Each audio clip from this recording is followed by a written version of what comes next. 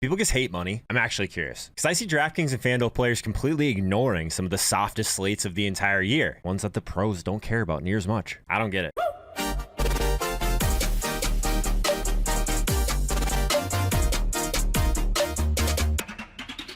We are back.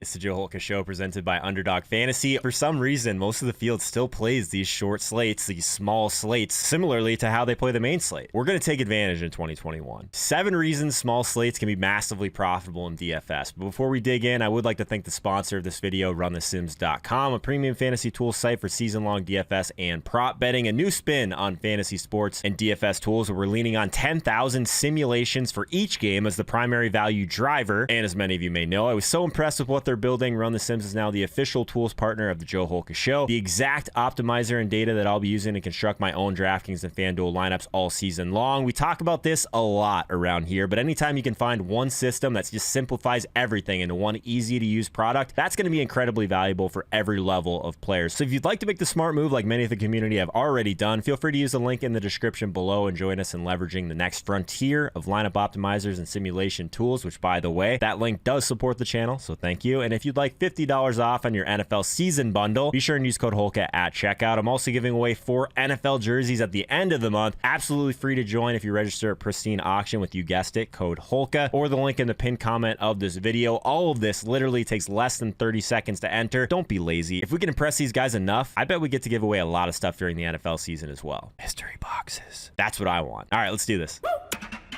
7 reasons smaller slates can be massively profitable. Number 1, fewer people care. But why? Here's why. The prize pools are smaller. There's less cash game action out there for the pros to care. A lot of laziness. It's Sunday. Get me to the couch. Get me to the bar. Anything but sitting at my computer longer after kickoff. There's also less content, or good content, out there. Now, the first few points are pretty self-explanatory, so here's a quick rant. Coming close. I shit on DFS content a lot, mostly because I personally believe that 99% of it is not good or published way too early to be good. So just be aware that your favorite YouTuber or your favorite article that comes out on a Wednesday, probably not helping you as much as you think. The second reason to play short slates is they act as a natural hedge. I've heard Adam Levitan talk about this a lot over the years, and there's just something magical about getting access, at least in a smart way, to situations that you can't just quite justify your teams on the main slate. The best example that I always think about is if you're fading Derrick Henry on main slate, maybe he's extremely popular. That's pretty scary. So at that point, maybe you just want to live on a slate where Derrick Henry just doesn't even exist. Been there. In fact, my graph would look a lot better if I just didn't fight the Derrick Henry thing as long as I did. But we're getting off track here. Reason number 3 to play short slates, it's easy to identify the top leverage spot. That's a good thing, because let's be honest, DFS players are way too confident about the probability of the most likely scenario. We've talked about this a million times, but it's why the chalk just condenses so heavily around very few paths on a given week of NFL, especially in smaller field GPPs, which I do highly recommend. But back to short slates, it's not uncommon to see players reach 70+% ownership in smaller field GPPs. The environment is similar to single entry 3-max in some ways, but it's almost on steroids. But I kind of believe that the strategy is similar. If you can identify that main leverage spot, just understanding that the common lineup construction that's going to come using that player, he might even be the first player in for a lot of people building teams for these short slates. One of the things that I'm going to be doing at Run the Sims is running optimals, and I want to find a different type of roster construction that at least makes sense, that might not give me that top medium projection outcome,